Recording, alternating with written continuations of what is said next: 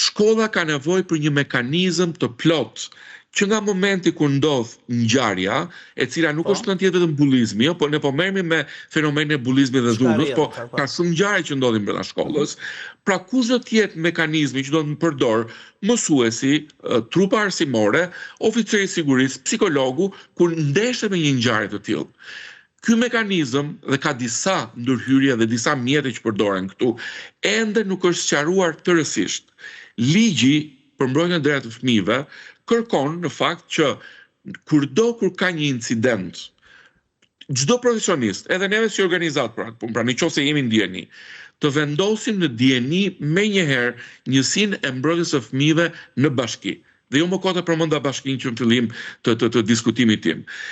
Kjo akoma nuk ka ndodhur dhe jo më larg se di kam qenë në një televizion, një debat, një televizion tjetër në fakt,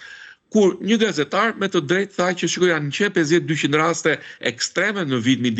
që ndodhin pra midis fëmijëve, incidente, por ndërkohë shkollat vazhdojnë ende ta mbajnë incidentin brenda shkollës. Pra në vend që të gjejmë një trajtim profesional të përdorim mekanizmat që ekzistojnë, ata që janë për prindit, ata që janë për fëmijët, ata që janë për mësuesit, ne nuk i kemi vënë në përdorim këto. Dhe e treta, është rënë dakord që, sidomos për sa i përket dhunës online,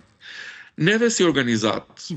në kuadër të gjithë sistemit të mbrojtjes së fëmijëve, ofrojmë një shërbim esencial për mbylljen dhe bllokimin e të gjitha profileve ose faqeve që janë të rrezikshme për fëmijët. Qoftë ato bulizuese, qoftë ato kërcënuese,